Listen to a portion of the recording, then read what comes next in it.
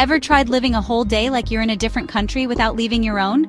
That was me, trying to speak only English for 24 hours, right here in Pakistan. Crazy, right? But trust me, it was more hilarious than hard. Stick around for the story. You might even want to try it yourself. My alarm goes off. It's challenge time. Today is the day I put my English skills to the test. I've been practicing for weeks, but nothing quite prepares you for the real thing. I take a deep breath and get out of bed, ready to face the day. First up, the usual tea and toast. The comforting routine of making breakfast helps calm my nerves a bit. I pour the hot water over the tea bag, watching the steam rise, and spread butter on my toast, trying to focus on the simple tasks at hand. Except, I have to ask for it. In English. My heart races as I rehearse the words in my head. May I have some tea, please? It sounds simple enough, but the pressure of speaking in a new language makes it feel like a monumental task. My family is already staring at me like I've grown 2 heads.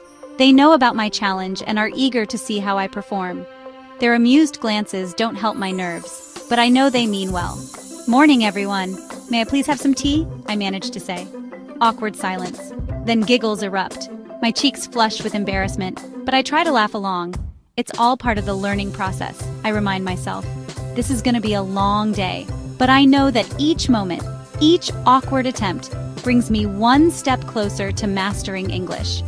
I take a deep breath and prepare for the next challenge, determined to keep going no matter how many giggles I have to endure.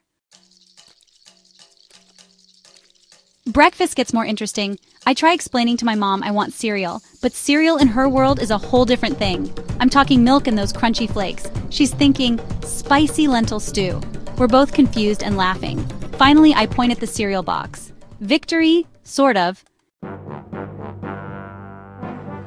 Grocery shopping time. It's always an adventure, especially when you're in a foreign country. The local market is bustling with activity, and the air is filled with the aroma of fresh produce and spices. I step inside, feeling a mix of excitement and nervousness. My English skills are put to the test. I approach the first stall, where a friendly vendor greets me with a smile. I try to ask for what I need, but my words come out jumbled. The vendor looks at me, clearly trying to understand. I need onions, tomatoes, and a few other things. I point at the vegetables, hoping my gestures will help. The vendor nods and starts gathering the items. I feel a small sense of relief. And, what's the word for coriander again? I rack my brain, trying to remember the name. It's on the tip of my tongue, but I just can't recall it. I look around, hoping to spot it among the other herbs. I try explaining in my broken English to the shopkeeper. He looks at me, trying to make sense of my words. I use hand gestures, pointing at the herbs and mimicking the shape of coriander leaves. Then he starts speaking in Urdu faster and faster. I catch a few words here and there, but most of it goes over my head. I nod along, hoping I'm not agreeing to something I don't understand.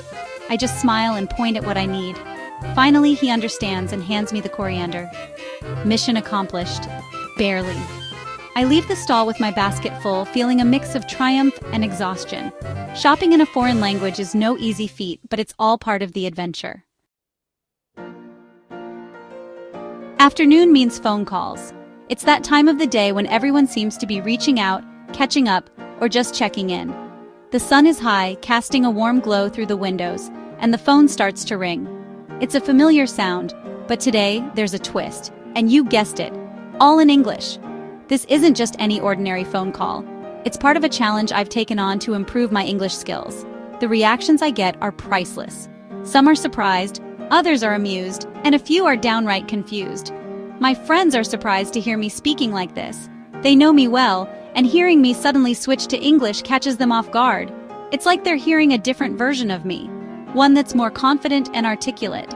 Some even hang up, thinking it's a wrong number. It's hilarious to think that my voice in English can be so unrecognizable to them. But it's all part of the fun and the learning process. But once I explain the challenge, they're all in. They get it. They understand that this is more than just a game. It's a way for me to practice and improve. And soon enough, they're cheering me on, offering words of encouragement, and even joining in the fun. We chat about our day, our favorite English words, sharing stories, jokes, and even learning new phrases together. It's amazing how a simple phone call can turn into a mini English lesson. We talk about everything from our daily routines to our dreams and aspirations. Mine is flabbergasted, by the way. It's actually kind of fun. There's something incredibly satisfying about using a word that perfectly captures your feelings. And the best part?